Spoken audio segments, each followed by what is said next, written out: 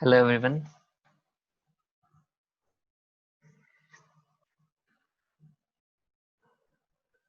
Hello, hi. I'm Aditya. I'm Chief Marketing Officer at Across the Globe and host for your today's webinar. It's my pleasure to welcome all of you here on the third session of Enlightening July Across the Globe webinar series. The topic of today's webinar is Introduction to Recommender System. And we have Mr. Sarabjot Singh with us for today's webinar. It's my pleasure to welcome you here, sir. It's my pleasure.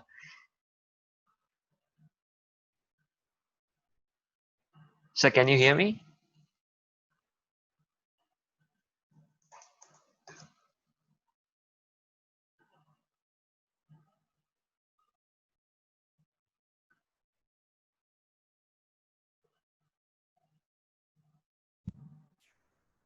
Yeah, I couldn't unmute. Yes, I can hear you. So thank you for letting me unmute. Okay. It's my pleasure to have you here. So thank you for taking time and conducting this webinar.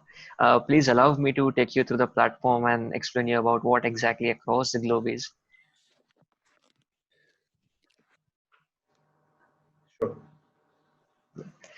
So Across the Globe is a social network platform for like-minded people where you can connect, collaborate, and inspire each other. ATG brings you the world of professional collaboration, jobs, and education.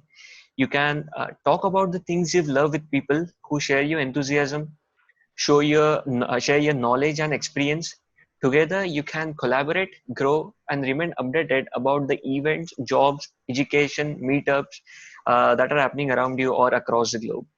So we have an active user base of 80,000 plus students and professionals on board. And we have recently collaborated and signed MOUs with some of the best institutions across the nation. We have our application live on both the stores. Our Android application is live on Google Play Store, and we have recently launched our iOS application, which is still in beta. Allow me to take you through the application and show you the application itself. Once you have downloaded the application, you can search for your interest group to connect with like-minded people, people from your community, to connect with people from your tribe, basically. So if you are an engineer, you can just type engineer and connect with engineers. If you love dancing, you can connect with dancers. If you love music, you can even connect with musicians. If you love philosophy, we have that covered for you. You can also join philosophy group. This is the homepage of our application where you'll get to see articles, jobs, meetups, events, and education related posts from your kind of people, from your tribe of people, and from your community. You can even upvote and share the article if you like on any of the social media handles that you have. If you want to connect with professionals around you, let us suppose if I want to connect with some photographers nearby me, I'll just select on photographers and I can see these are all the photographers around me. So you can connect with these photographers to know about the events or job opportunities, or you can even collaborate with them to conduct any event in collaboration.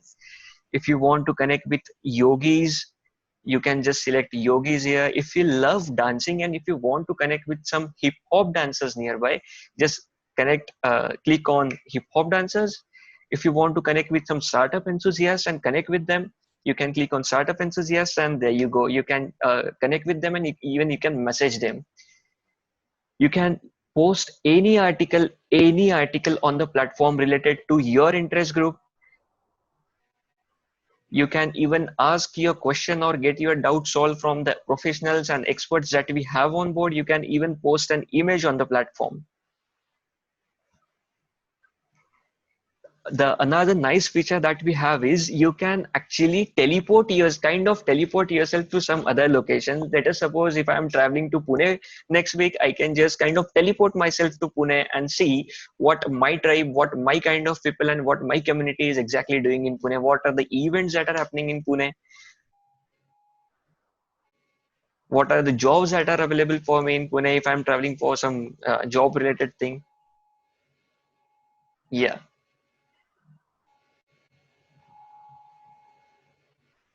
So please download the application from the App Store. All right, so for today's session of Enlightening July webinar series by Across the Globe, we have Mr. Sarabjot Singh with us. Let me introduce Mr. Sarabjot Singh to you. Sarabjot Singh has been involved in the field of data mining and has developed algorithms applying them to the real world problems and training a host of data analysis in the capacity of being an academic and data analytics consultant.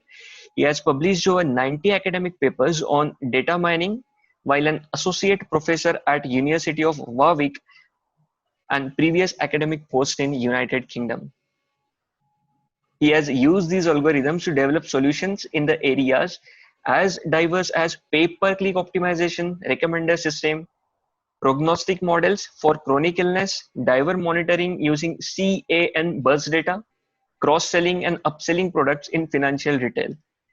He is also co-founder of MineIt software, which was founded in 1991. The company won numerous technology awards, including the European IST Grand Prize for Innovation. It's my pleasure to welcome you here, sir, to have you here for this webinar. This is actually a wonderful opportunity for all of us at Across the Globe.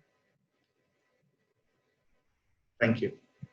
Yeah, so we are all set to go. You have the controls now. All Okay. over to you. Okay, great. So I'm going to share my screen. Sure, sir. Hopefully it is visible. Yeah, visible. Okay, so I've been asked to talk about recommender systems today. And this is actually a field that I was very lucky to get involved in at the very initial stages of when this area was actually starting up as a technology area. So essentially, some of the early research that was done was looking to solve this simple problem, which is that if we can afford it, then we basically have so much choice right now in the items that are available to us, whatever we might be looking for, and very little time to consume it, right? So typical examples, Amazon, where we have more items than we could potentially buy, or on Netflix, where we have more movies than we can watch, or the number of news articles that are coming out. There's more news out there than we can read. And so the question that the researchers that started this area of recommender systems asked themselves was that, of course, Google existed at the time, but they asked themselves, can you get beyond the need to search? Can you actually filter items based on, as an AI system, your understanding of what a user is really interested in? And so this field of information filtering was born as a result. And the basic idea of these systems that were being built, which are referred to as recommender systems, was trying to solve this particular problem. So you have essentially a large set of items that can be consumed. You have a user that we typically refer to as the active user. And this is the person that is looking to consume some information. And what we are saying is, how can we automatically choose a subset of items here that are going to be relevant to the user? Now, the reason why it's also important as a topic today is the fact that the real estate of the interface that is available to these items is reducing, right? So earlier we were using laptops. Now most of us are surfing the web and consuming content on essentially a mobile phone. And so typically there isn't a lot of space to even display all of these items. So you have to be very selective about what you can actually choose and present to this user. And in doing so, the idea is, can we take into account implicit consumption traits of the user rather than explicit search terms being provided as would be done in search engines? And so you discriminate between two areas of computer science. One is information retrieval, which is essentially all the search engines like Google and Yahoo and so on. And then, of course, information filtering, where we are looking at building recommender systems where you don't have to give a search term, you're actually presented with content that you are interested in without having to ask for it explicitly. Now, when we look at the space of recommender systems, there are essentially two different schools of thought or two different approaches to building these recommender systems. One of these is called content-based filtering. So what you're doing here is every individual user is tracked in terms of what they're consuming, and then recommended items that are similar to what have been consumed in the past. The disadvantage of these systems is the fact that typically what gets recommended is very similar to what has been recommended, consumed in the past, and so there's very low diversity in the recommendations that are produced. So if you go to a news website that's only doing content-based filtering, and say it just so happens that the first day, the World Cup of cricket is going on, and so you end up consuming only news about the World Cup, and run out of time and then therefore leave the website. The next time you come along, you're only going to be recommended stories to do with cricket, even though you might be interested in politics as well. The other important thing to recognize is that content-based filtering requires some kind of description of the item. And these descriptions can be quite complex, right? So if we look at movies, for example, there's a structure to it in terms of the fact that it belongs to a particular genre, the title of the movie, there's a plot that's described. Um, you have actors that act in those movies, the director, the cinematographer, so the whole crew that was involved in actually creating the movie. And now the question is, how do I actually compare one movie with another, right? So how do I calculate similarity here as well? And that can be a complex kind of graph problem to solve. The alternative to content-based filtering is this idea of collaborative filtering, where you're tracking all users, and you've got your user AUA, which is your active user here, and you of course have another bunch of other users that are consuming content, and this is the set of users U. And what you're doing as a form of a recommendation is that you're identifying certain individuals within the user base that are actually similar to this user in terms of the content that they may have consumed, right? So maybe you decide that these three users are what is called the neighborhood, in the neighborhood of user A. And now, if there are movies that have been consumed by users in the neighborhood that have not been consumed by UA, those would get recommended to UA, right? And so there is kind of this crowdsourcing that's happening of information, and you're using that to make recommendations. One of the advantages of collaborative filtering is that this can work firstly without any item descriptions. And we'll see how that works without item descriptions in a second. Also, what happens is that there is more serendipity, right? So you can get very unusual recommendations. So you might have watched a number of science fiction movies, but you might actually get a movie that is a thriller being recommended to you, only because people in the user base that are in your neighborhood have watched a lot of science fiction, but a large number or large proportion of those have also watched science, in addition to science fiction, they've also watched thrillers, right? And so you actually start getting recommended movies outside the genre that you've actually watched in the past. And this initial research in collaborative filtering was done in the University of Minnesota, where a professor, John Riddle, and his group called Group Lens, it's John Riddle, if you're looking that up, in 1994 came up with the first collaborative filtering algorithm, right? And so, what they did there was essentially build up this concept of defining similarity between users, and being able to recommend based on, previous consumption patterns of other users. Now, while it solved the problem of low diversity that content-based filtering had, it also created new issues, right? So one of the big problems with collaborative filtering is the fact that if, like I said, the movies that are recommended to UA are only movies that have been consumed by his neighborhood, then when a new movie comes along, which is called the new item problem, what happens here is that nobody has actually rated it or consumed it, right? And so it cannot be recommended by a collaborative filtering. algorithm. Similarly, if a user has not consumed any movies already, then you can't really recommend to them because there's no way to calculate a similarity between users, because essentially a user is defined by a vector of ratings for movies or items. I'm using movies as an example here. Of course, collaborative filtering is used in other domains too, and I'll talk about some of those domains.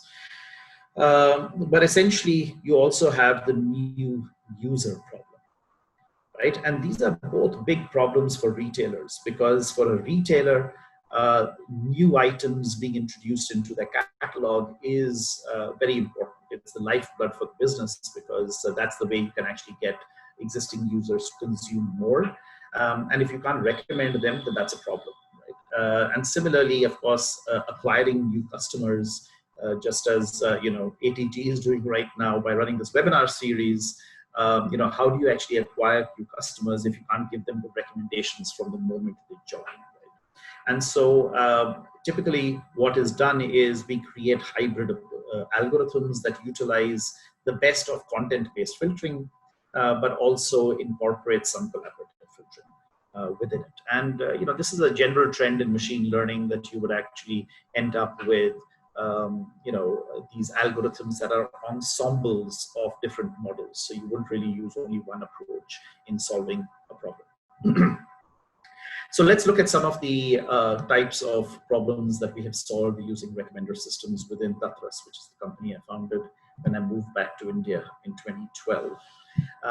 And one of the early problems that we were faced with was this whole idea of matching job applicants with job opportunities, right? And what we built here was what is called an applicant reciprocal recommender, which comes from the idea of dating sites, right, where you have people creating their profiles, and when you're trying to recommend one profile to another person, then we are looking to not only check whether the active user is a good match with this profile in terms of what their desirable features are of a partner that they would need. It's also looking at the other user that is about to be recommended to the active user, and see whether the active user actually matches their ideal partner as well, right? And so what we were doing here was to say, well, it's not just about the candidate having the skills to fulfill the job role that has been advertised, but does the organization that's advertising the job have the right culture and the mix that would actually be ideal for the candidate, right? So if a candidate has always worked in multinational companies, is he really going to fit into, or she going to fit into the startup that is advertising this job? So skills in itself is not enough. And another area that we worked on, which I brought out here because it doesn't really fit into collaborative filtering or content-based filtering, is this idea of social recommendations. So there was a startup in India that was developing a platform similar to Pinterest, where you can essentially look at design ideas or ideas in general and pin them to boards, collecting some kind of ideas within the social network. And the recommender system that we built there used something that I'm not going to have time to go into today, but essentially a bipartite graph where you had pins and boards, and this graph is then traversed using a random walk to come up with recommenders, right? So this is just to give you a flavor of the fact that every recommender system that we have built really, and in machine learning also, there are always some nuances of the actual problem that you're trying to solve. And so just an algorithm out of the box is not going to work for your problem. Another area that we have used recommendation technologies in is adaptive learning, right? So you all probably are familiar with MOOCs like Coursera or edX or Udemy. It's great that they democratize the access to content, and we're lucky to have access to content from Stanford and MIT sitting in India. But one thing that they have still not got to is the fact that every individual is different, right? And so how can we personalize their journeys through content to maximize their learning? And so what we built was an adaptive learning system that recommends content based on an understanding of how well does the student has consumed some content, understand that content so that we can build upon that foundation and recommend other content to them, right? And of course, as you know, in education, there are lots of dependencies between different topics, right? So you can't understand machine learning if you don't have a solid foundation in probability theory. You're not a good programmer, and have a good solid foundation in topics such as linear algebra and calculus. So to take that into account and the dependencies between the topics during the recommendations systems execution is another very important aspect and a difficult aspect to deal with, right? And again, this is an example where we used actually a method called Bayesian graphical models rather than collaborative filtering or content-based filtering. We also have built a recommender system for a startup in the US that was looking to build a platform for trading of bonds, right? So financial instruments. And here, what the problem was that an organization that's trying to buy certain bonds that are not available in the market, can we recommend to them alternative bonds that meet their criteria, right? So, what is their portfolio of bonds that they have right now? What's the bond they were looking for? Can we actually come up with a recommendation? So this was kind of content-based approach, but also kind of collaborative in that you're looking at a portfolio of bonds that you wanted to actually hold at any point in time. So what is recommendation, right? And so let's get a little bit into the theory of it now. I'm not sure as to how much the audience has been exposed to machine learning, but essentially when we talk about machine learning, which is a part of AI, we're basically saying that there must be some data, right? And from that data, we want to learn a function that in some way approximates a real world process, right? So the real world process may be matching or recruitment, right? As we were seeing as one example. So a real world process is generating some data. What is that data going to be? It's going to be features associated with the JD, the job description. It may have the CV of a particular candidate, and then was the candidate shortlisted, right? So we have some kind of a label given here which says shortlisted, yes, no, right? And so what we want to learn now is we don't know what the real world process was that actually labeled a candidate as being shortlisted or not shortlisted for a job description, but we have this data here. And we are basically trying to approximate this function that exists in the minds of the humans who are actually doing the shortlisting. And we're trying to learn something that says, okay, give me a JD and give me a CV or a resume of a person, and I'm going to map it onto whether yes or no for whether they get shortlisted. Okay, and that's what machine learning basically does. And of course, recommender systems is also a part of machine learning, and so we have some data. But what's the data we have here? We have a user J, an item K from the set of all items I, and has given it a rating RJK that is in the range of, for example, a 5-star rating that we might be giving movies, right? Or a 5-star rating we might be giving to a product that we've bought from a retailer. And so I say, the rating has to be in the range of, values here. I'm assuming there are integers. And R here typically would be 5, but of course we could choose a rating scale of 7 or 10 or whatever. But 5 is the most common rating scale. And what we are trying to do here is learn this function F that given a user, any user and any item can predict what the rating of that item would be by this user. Okay, so that's the problem that we are trying to solve. Now, how machine learning solves that problem is we define a cost function.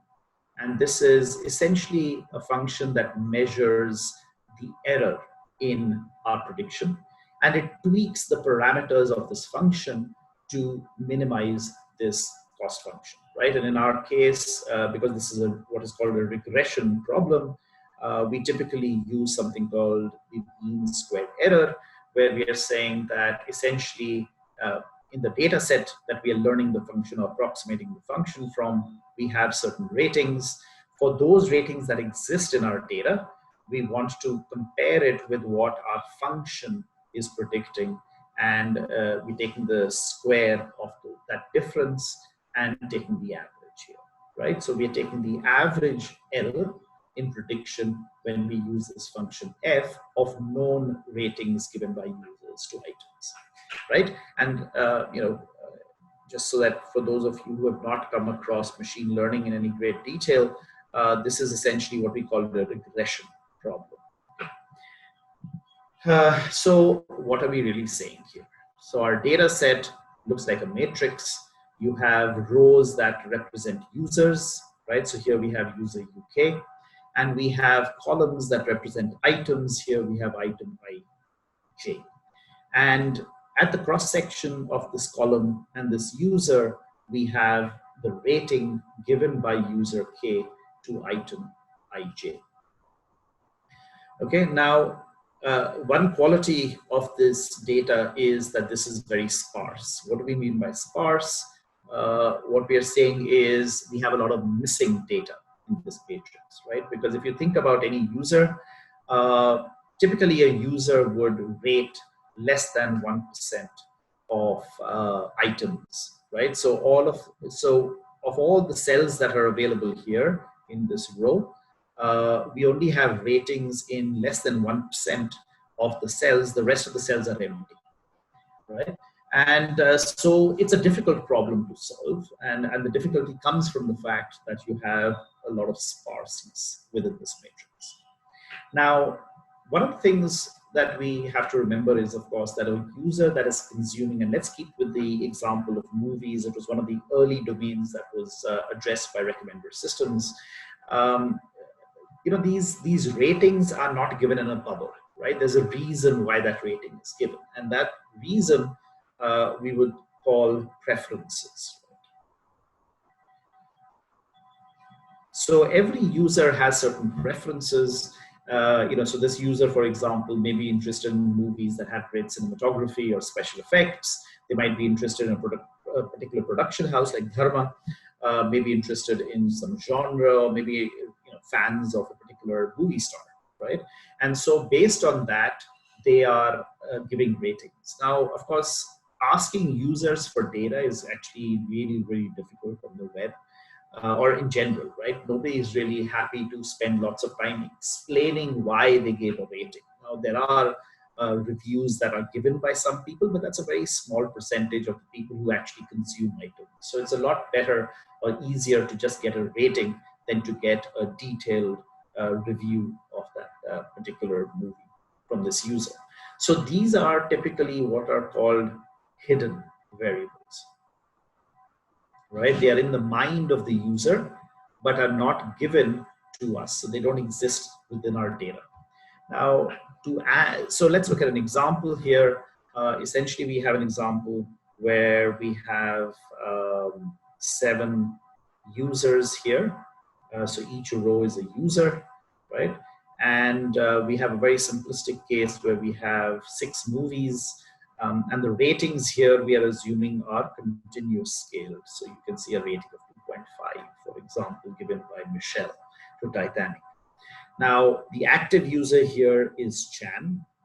And we can see that Chan has given a 4.5 to Batman, 4 to Superman, and 1 to Spider-Man. The question is, do we actually recommend The Matrix or Inception or Titanic to this user? Right? And like I said, the way that we actually will approach this problem in what is called user-based collaborative filtering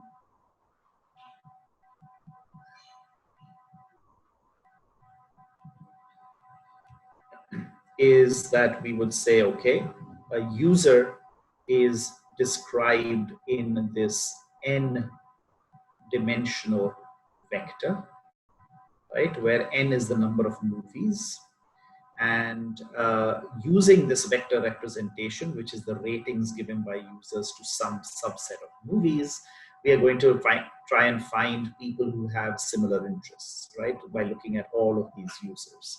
So essentially what we are saying is Chan has given a 4.5 to Batman and a 4 to Superman, and Chan did not like Spider-Man, right? So if we are looking for somebody similar to this profile, well, Tom seems to have a pretty good profile here, right? So has given a 4 to Batman, a 3 to Superman, and has given a negative rating to Spider-Man as well, right? And so we are trying to find users that have given similar ratings to the same movies as those rated by Chan, and that defines, as I was saying earlier, the neighborhood. Now, what complicates the issue further is the fact that you may have a context, right? So typically when we talk about context, we talk about the location of a person or we talk about time.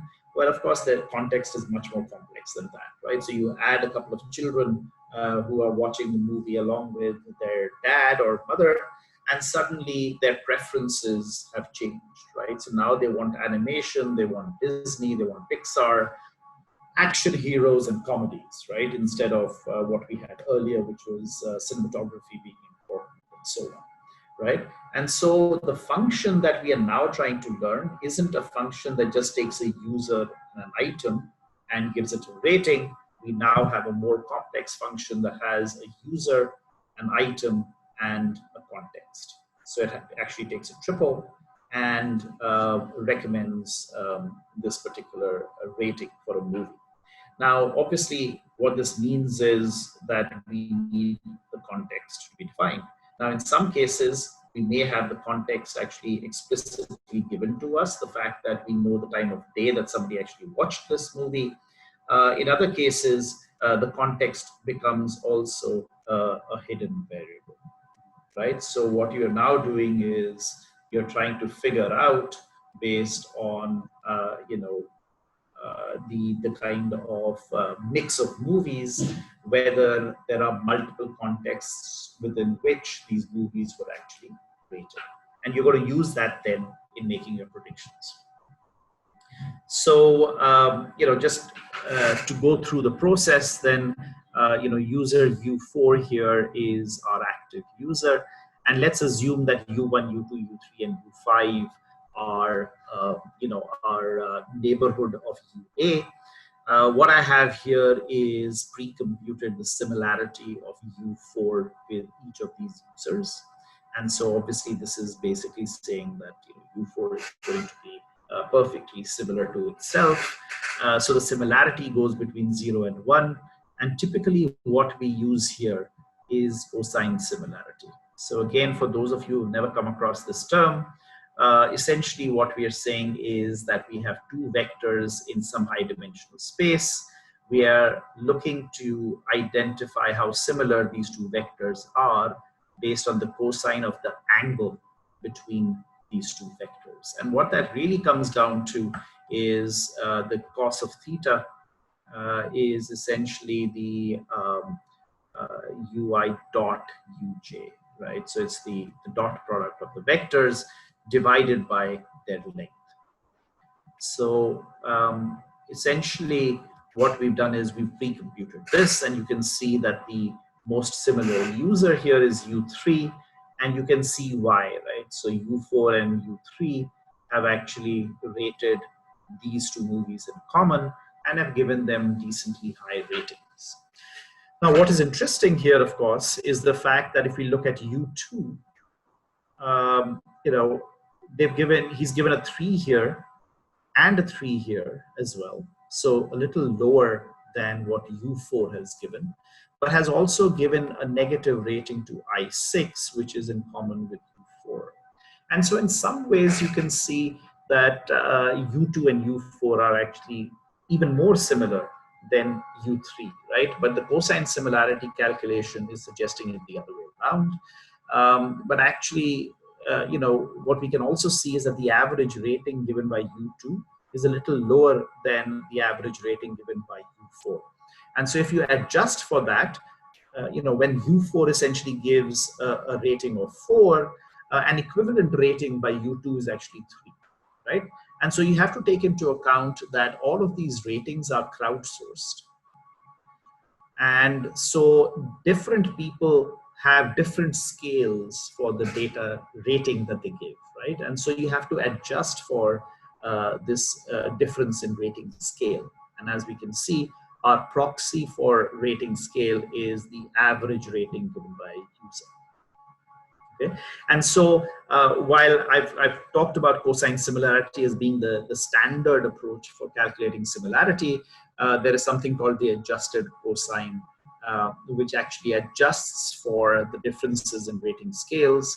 And another way that we talk about this is the user bias, right? So what we can say is that user U2 is a hard rater compared to U4, right? So we come across that all the time. When you were in university, you'd have certain teachers that would just not give you very high marks, and they would be considered as hard markers, and others who would actually be quite happy to give you a full mark in an exam, right? And so the idea here is that you've got, now the idea of coming up with recommended ratings. What's happening here is for I4, we are taking the ratings that have been given by users within the neighborhood. So that's the 4, 3, and 2 that you can see here, 4, 3, and 2. And you're taking a weighted average where the weight is actually the similarity, right? So we're actually taking this value, and this one here as weights, and we are multiplying them by the ratings given here. So users' ratings of users that have actually given a higher, that are more similar to the active user will give more weight to the prediction on what the rating of the movie will be by this particular user. Okay. Now, as I had mentioned earlier, there are a number of problems. We talked about the new item problem, which is also called the cold start problem, where a new item that comes along cannot be recommended. We also have the new user problem, which is a different kind of cold start, where a user has not consumed anything, and so there's no way for us to measure the accuracy of that similarity between users. And so in both these cases, we can't do any recommendation. And we fall back on things like, just recommending the most popular items, which is a very impersonal approach, right? And of course, there are better ways of doing these things, but, again, we won't have time to go into this because we have limited time today. Other issues, related to new items, is the kind of idea of how do you measure the goodness of a recommender system. And of course, we could measure the goodness based on the accuracy of the recommended rating. But also another way of looking at it is that, what's the item latency? So if an item has been introduced to the market at time t0, what is the delay between when it was introduced to the market at time 0 and the time that it actually started getting recommended, right? And so that is one way to measure how good a recommender is. You want this delta to be as small as possible. Okay, so that's an issue. And then, of course, then, sparsity of ratings is another issue here. So what we are saying here, as I mentioned earlier, is that typically these accuracies are being measured on very small number of items, right? So the similarity between U3 and U4 is only based on these two items, because even though they have rated other items, there aren't any items in common, other items in common. So the similarity is based on a very small number of items, and that's not a great idea, right? Anybody who's done statistics would know that that's not a good idea. And then the other interesting piece is, should all items be treated equally? So, everybody loves Spider-Man. So, if I have given a high rating to Spider-Man and somebody else has given a high rating to Spider-Man, does that really mean that we are similar compared to if there was a, off the wall kind of movie that most people haven't seen? And if we have both given that a high rating, then surely that should contain more information than Spider-Man, being the common movie between us. So how do we actually deal with that is another area that the researchers looked at. In terms of the different types of algorithms, we've looked at user-based collaborative filtering, where for UK, we look at other users that are similar, and then we take their weighted average to come up with this prediction. An alternative to that is item-based collaborative filtering, where if we are wanting to see, what is the rating that UK is going to give to item IJ, then instead of looking at similar users, you can also look at similar items instead, right? And so what you're saying is that an item now is described as a m-dimensional vector based on ratings that have been given to the item across the user base. And we then calculate similarity between items and calculate this as the weighted sum of ratings given by UK to items that are similar to this particular target item that we are considering recommending to them, right? And so it's a similar philosophy, but rather than similar users, we are looking at similar items.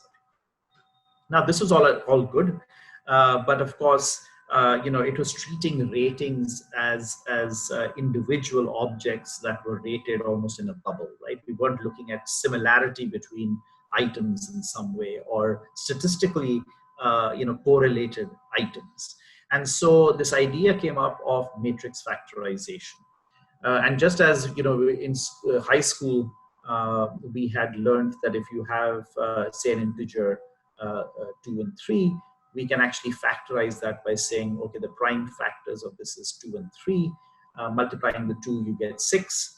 The same idea was used here, right? So this is our rating matrix. And as you can see, this rating matrix has a lot of missing values. So this is sparse matrix.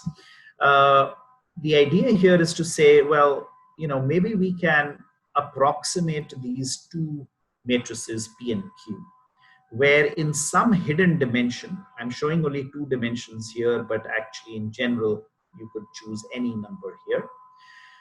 The idea being that these hidden dimensions actually represent our preferences, right? That we have talked about, that were in the head of the user that was giving these ratings. And so what we are saying is that P is a lower dimensional representation of Tim's interest in movies, but now the numbers here are telling you as to how important one preference is over another one. And similarly, Q represents every item in that same lower dimensional space, where the numbers that we put in here are going to represent how good is this movie at satisfying a user that has a preference for H1 or H2. Okay, and so what we are doing here now is we are saying, well, these two matrices, if we take the transpose of Q, right? So this is our M by N matrix, which is our rating matrix here. And this is an M by 2 matrix and an N by 2 matrix. So if we take the transpose of this matrix, we can multiply the two, and we will end up with P Q transpose being an M by N matrix. And so we want to fill in these numbers out here and here in such a way that we can get a good approximation of our rating matrix when we multiply these two matrices. Okay, and so if we look at the result here, we've run an algorithm for matrix factorization, and we now have got these numbers. How did we get these numbers? Just as we would in any machine learning problem, right? What we are saying is these were unknown, so these were our parameters. We wanted to fill it in such a way that we can minimize the error in the ratings that were observed. So look at this one here. This was, the rating was 2. When we multiplied these two matrices, our predicted value was 2.1. So it's a small difference. Here it was 1. We are now getting 0.99 here, right? So again, a very small difference. We look at this one here. This is a 3. What we're getting here is a 3.18, right? So if we look at our cost function, which was the sum of squared error in the observed ratings and the actual ratings that were predicted, we can see that that cost function is going to have a low value, right? But wow, what magic has happened by us doing this matrix factorization is where we had a missing value here, we now have a predicted value of 4.37. So if you were recommending a movie to 10, we would actually choose I5 because it has the highest predicted rating, and we would definitely not be predicting or recommending I6 or I1 that get predicted ratings of 1.01 and 2.1, right? And so you can see again other examples where for Paul, we would choose this movie here, which, as you can see here, we did not have a rating for, right? And we can see that this one and this one here have very low ratings associated with it. So how do we do this? Essentially, like I said, we are approximating our rating matrix by multiplying P and Q transpose. We are minimizing this function here, which is our sum of squared errors. And we are filling in these two matrices P and Q. We are estimating what the value should be inside there to achieve this prediction. And let's look at an example. So this is a data set, which is a benchmark data set for recommender systems for a very long time. This was actually collected by the Group Lens group in Minnesota. And what you see here is that this was the data of ratings given by different users. User 1 gave a rating of 4 and a rating of 4 again to movies 1 and 3. Those movies was Toy Story and Grumpier Old Men. The 0 here represents the fact that there was no rating given. And we can see the predicted rating was 4.32. And what is that movie? It's Jumanji, right? So this would be a recommendation. And as you can see, while we have not used the genre in the calculation, we can see that the Jumanji genre is adventure, children, and fantasy. And we've got fantasy, children, and adventure in here. So without using the content, we've still been able to give a sensible recommendation.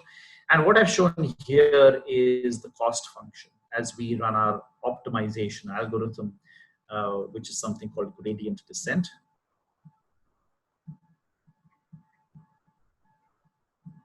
Which is incidentally also used by neural networks, right? So when we train neural networks, we're also using gradient descent. We're using the same principle here to come up with recommendations. Now, of course, life gets more complicated. We recognize the fact that we have a user bias and an item bias, and then interaction between a user and an item. So for example, if the item was Star Wars, well, everybody likes Star Wars. So typically we'd give it a higher rating than any other movie. So what we're doing here is we're saying there must be some average rating that's given by a person to a movie. And then because of the movie, we might rate it higher. And that's this item bias, which we are saying in the case of Star Wars is 0.8. The user has a bias. So Derek may be a harsh rater. And so we would actually reduce the rating now because of the fact that the user is Derek.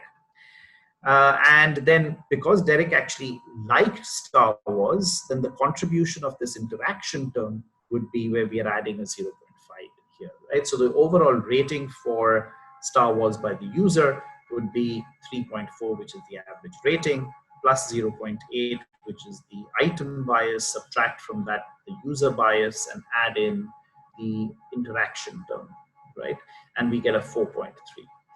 Now, all of these then become unknowns that we are trying to learn, and it just makes the maths a little more complicated. But essentially, we still have a cost function that we are trying to optimize. And what we don't know is, again, the P and Q, but also we don't know the user bias and the item bias. So the number of parameters that we have to learn increases. And how we do that, again, is by gradient descent. Okay, I won't go into the details because, I'm not sure as to how much of machine learning background you have. Now, one of the interesting things that happened was a few years into this whole research, we came up with the Yahoo researchers in Yahoo Music started looking at this problem. What they found was that items are rated by users under different circumstances in different ways, right? So if you actually brought a user in who was going to use your recommender system and said to them, hey, here are a set of random items, I want you to rate them based on whether you like them or not, you would end up with a distribution that looks like this, right? So a lot of items typically are not liked by users, and you get very few items that get a 4 or a 5. At the other hand, if you actually tell them to just remember some movies or some music that they have listened to and rate it, you get a very different set of ratings, right? You actually, the recall by humans is typically more biased towards things that they liked. So they will remember movies that they've enjoyed, or they remember music that they have enjoyed listening to. And so this distribution of ratings can be very different. Now, typically, when we actually collect ratings, what we are doing is this kind of data collection. So our data that we have in our rating matrix looks like this, but actually the data would look like this if we had done that random selection, right? So actually what this means is that there is what is called a selection bias in rating data. And this causes problems for machine learning. Okay? And so, again, I don't want to get into the details of this because I think this will take time, and it also may not be completely central to what your interest area is. But essentially, we can use what we had learned there and create a similar algorithm that doesn't now consider predicting the ratings as important as selecting a subset of items, which we call the top-end recommendation. They actually choose a subset of items that are going to now be recommended to a user that have been selected from all of those items that they have not seen in the past. Okay.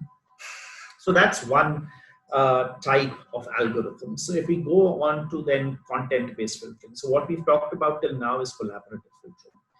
Let's get on to content-based filtering. So how does that work, right? So for example, a news website where a user comes along and reads this particular article. For those of you who are not Hindi readers, I apologize, but essentially this article is about some commotion between two communities in the city of Indore. And a central character there is a BJP MLA called Usha Thakur. So, the person who is reading this may be reading it because they're interested in the location Indore. And so they have an affinity to it. Maybe they come from there, but are living in a different city or a different part of the world. So they're reading this article, right? So that's a different dimension to somebody who's a BJP supporter or Usha Thakur supporter. Or the person might actually be interested because they're a Muslim or a Hindu, the two communities that were involved in this issue. Or it could just be any Indian that doesn't belong to Indore, doesn't actually belong to any of these communities, or is not a supporter of any political party, but is just generally worried about communal rhetoric in the country, right? And therefore is consuming it. And so again, what we have is that there are these hidden preferences, right? Of why somebody likes the item that's being consumed. In this case, the item being consumed is not a movie, it's not something that you can buy, but it's actually a news article. Okay, and so what we really want to do is we can look at how long did they spend reading this news article, and based on that we can derive some kind of a implicit rating. But we really, if we want to recommend the next article, should it be another article about Indore on a different topic? Should it be about Usha Thakur? Should it be about one of the communities, or about communal tensions in another part of the country, right? And so that's what we are trying to solve here. But of course, this can be used in other areas also. So another project that we worked on is in the education space, where This is a peer-to-peer learning platform that we've created, and we are recommending questions that have been asked by one user to other peers who are most likely to give a good answer to this question, right? Give a, explain the issue that this particular user can't understand. So here, again, it's a content-based problem. We are looking at questions that have been asked and what have people successfully given answers to that have been liked in the past, and we are trying to then recommend those questions to people. Of course, I talked about news, and we've built a news recommender as well, using the principles of what you're looking at here. Now, one of the first things that you do when you're dealing with text is you try and extract what are called named entities. Right? And so what you can see here, what do we mean by named entities? Things like communities or organizations, people, events, right? Job titles, right? So we are trying to basically come up with tags for each of these things. Now, there are a lot of pre-trained models that are available that you can use to extract some of these, like location and person and organization. But you might have certain specific interests like events and jobs that are not covered by these named entity extraction models that are available. For example, there's one developed by Stanford that is very popular. And so in that case, what you need to do is manually go through a bunch of data and tag it, right? Saying that this Bakrid is an event, Durga Puja is an event, right? Vidyarthak is a job. Right? So, we are actually going and tagging all this, and then we can use machine learning to learn that and extract these tags. So we understand that these are the key things within this article. My favorite example here of how vocabulary is impacted by the individual who's writing the article. So if I am giving this talk on recommender systems and we got Shashi Tharoor to come and give the same talk, the vocabulary he would use would be very different from mine, right? Because we all know his vocabulary is different to most human beings. Now, instead of looking at word similarity between articles, we can actually represent articles at a semantic level, right? So we say semantic level is what is the article about, right? Rather than the syntactic level, which is what are the words used here, right? So for those of you who are computer programmers, a similar, case can be made if a program is written in Java and another program, the same program is written in Python, because the keywords might be different.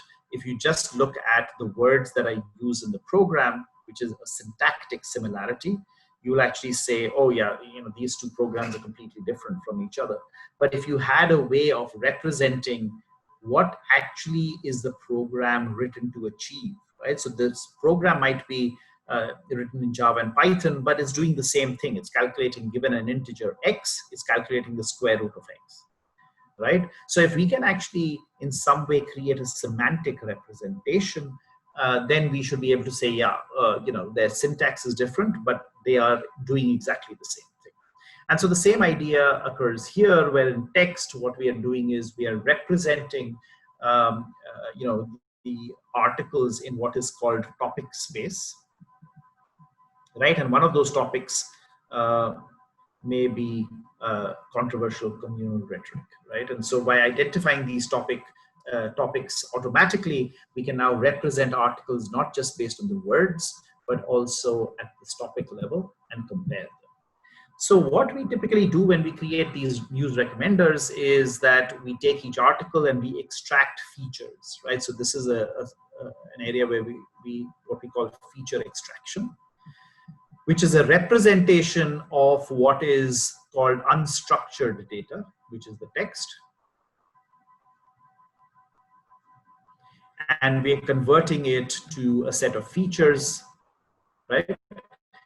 And now we have a user that may have consumed all of these articles. So we can take some form of summarization, right? Aggregation of these vectors of each of these articles and create what would be a user profile, right? And because the user profile has been created by, for example, taking the weighted average of all the article features that the user has consumed, Now the user is represented in the same space as articles, right? So we can actually compare a user to a bunch of articles and make recommendations. And that on its own would be content-based filtering. But what we then said was, well, if we actually now have a way of representing a user based on the articles that he has consumed, and we know content-based filtering gives very narrow recommendations, so the articles will be very similar to previous articles that this person has consumed. Why not actually look at extracting a neighborhood of this user, right? So this is our active user UA. We now, because we have a common way to represent users, we can actually take the neighborhood and we can then take the average of the neighbor profiles with the user profiles and create what we call an enriched user profile.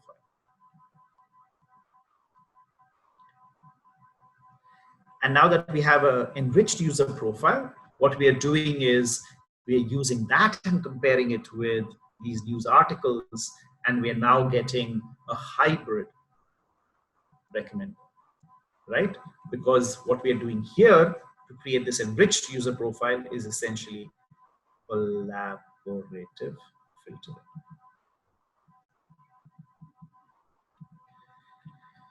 Right? And if you look at what we ended up building as a recommender system here, is we calculated the average consumption pattern across the users. So that was, if you remember what I had shown you about when we were talking about collaborative filtering, there was the mean rating. So this is the mean user. We are giving it a weight and adding that in to a weighted sum of the user profile. So this is the user bias, if you want to think about it as that. And this is the neighborhood profile, right? And we are combining these three things and coming up with recommendations. And why are we combining this? Essentially, this weight W2 will increase as the signal becomes stronger, right? So as a user consumes more and more articles, we can then identify a better neighborhood because we have a better representation of the user. And so W2 then goes up, which means that the effect of this average user goes down, right? And this way we are balancing what is typically in artificial intelligence known as exploitation versus exploration.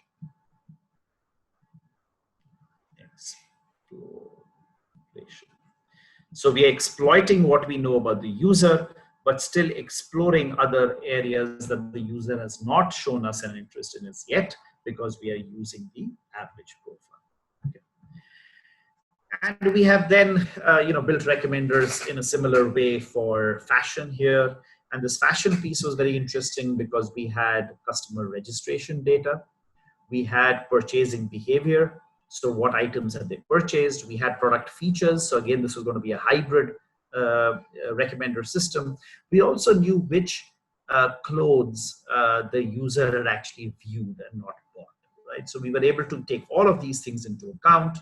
And we were also able to see, for example, whether items, by looking at the history of purchases of those items, are a staple that actually have a decent number of sales throughout the year, or whether they are seasonal, they have peaks during some parts of the year, or ephemeral, which was where they come for a short period of time and disappear and never get bought again, right? And so we were able to do some unsupervised learning and identify, classify different items. We were also able to look at classifying users, right, based on users that buy items that are not bought by many people. So we say they have eclectic taste. We have fashionistas that buy an item when it's just come out and that becomes a really popular item. Or we have price sensitive people that are buying items that were very popular but buying it whenever they're on sale, right? And then these are followers that buy it only after it has become popular. So you have different types of users that can be identified, and this is another form of feature engineering that was done. Another form of feature engineering, which we use neural networks and deep learning for, was to identify. I'll take questions at the end. I'm almost at the end here, so if you can just hold on, I'll answer all the questions. We had images of dresses, right? And those images themselves, rather than using raw images, we extracted a set of features here. What kind of fit it is, what kind of style, what kind of neckline, and dimensions that I didn't even know existed before we actually started working on this project, because I didn't know a lot about ladies' fashion, right? And this is the fun about being a data scientist, because you get exposed to so many different domains as you build solutions to it. Another recommender system that we built was where we built an app for a US customer where you could take a photograph of your fridge and maybe your fruit and vegetable basket, and we would identify what you have in your fridge and in your kitchen and start recommending recipes that you could actually cook for your family. And of course, this has interesting applications or aspects to recommendation. Food is a very is a group activity, right? Families and friends eat together, so it brought around ideas of group recommendation. Also, another thing that we explored here was this idea of conversational recommendation, where this is a snapshot of an early conversational recommender that recommends restaurants, where you say, I like this particular restaurant here, and it comes up with a recommendation, and you can critique it based on different dimensions, right? So whether it is too traditional or too expensive, or cuisine isn't right, and then it comes back with other recommendations. So this is something that is called critiquing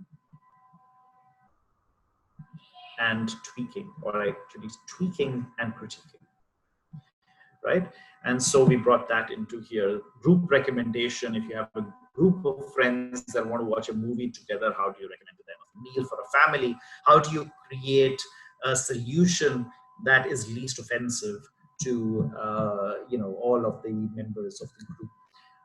Another very important aspect that we haven't been able to spend time on today is how do you create a diverse set of recommendations so that you are able to catch a signal from a user, right? So the first time a user comes along to your news recommendation site, how can you present them with the universe of news that you have so that they can look at that, and you don't have all Virat Kohli stories, right? Just because you believe that people are interested in cricket. So giving enough diversity in the recommendation is really, really important, and that's another aspect that we actually did implement within this solution. So concluding very quickly, recommender systems has been, as you saw, the first collaborative filtering algorithms came in the mid-90s.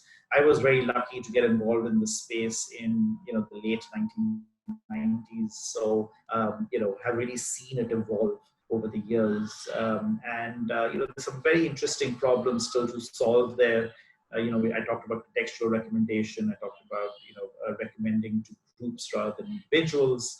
And of course, as we move to more conversational interfaces through chatbots, conversational recommenders where we can tweak and critique, right? So think about, if you were getting recommendations from your friend, you might say, hey, I want to go to a restaurant, what do you suggest? And, the friend knows something about you, so suggests a restaurant, and you look at the information about it, and you say, hey, this is too expensive, what do you, can you suggest something that's cheaper? And then the friend is going to take that critique and is going to change the recommendation, right?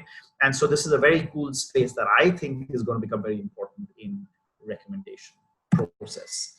Okay, I'm going to stop here. Thank you for listening to me. And I hope this has kind of given you some ideas of what recommender systems are like, how they're built, and giving you some exposure to the kind of examples of recommender systems. And of course, if there are any questions, I'm happy to take them at this point. If you don't want to ask me questions right now because you're embarrassed about talking in front of 60 people, then you can also email me and I'll be happy to respond. Okay, so thank you very much for listening to me. Questions? Thank you very much, sir.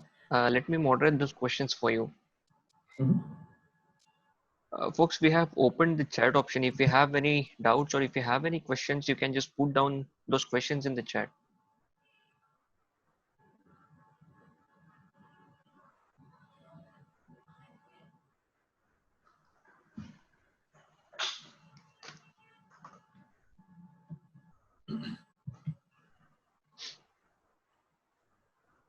Okay. Well, doesn't seem like there are any questions here.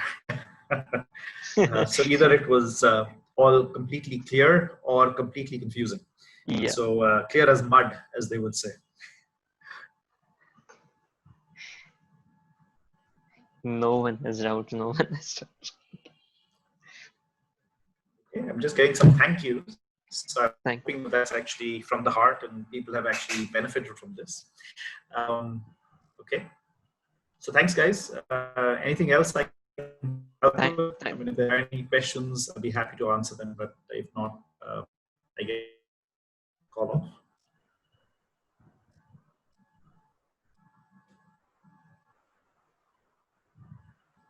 Yeah, it seems no one has questions, sir. Let's conclude this webinar. It was great having you here. Thank you very much. Okay, so we You're have finally burned welcome. out here. We have finally burned out here.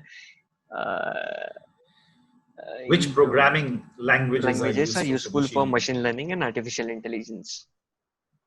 Great. Okay. So Python, of course, is a kind of a default language these days, right? So when I started machine learning, we were writing our own algorithms, so we typically wrote them in C. But these days we have a lot of libraries in Python, and so Python is well supported by the industry as well as the open source community. So in there, you have a number of libraries like TensorFlow, PyTorch, scikit-learn, and using those, you can build these recommender systems of machine learning and artificial intelligence in general. You also have other languages like R that have been popular and are still popular for certain niche areas. Maybe if you're looking at survival analysis or you're looking at problems, samples, then R has packages again that are deeper in their statistical and machine learning capabilities. And so you would use it there. But typically in industry, Python is the default, right? So that is what I would recommend you learn.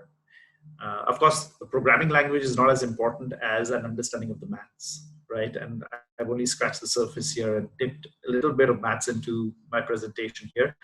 But if you're looking at that, then it's probability, calculus, and linear algebra are hugely important. And then if you want to do vision problems, then clearly geometry and so on will also be very important. All right, that was the only doubt we had.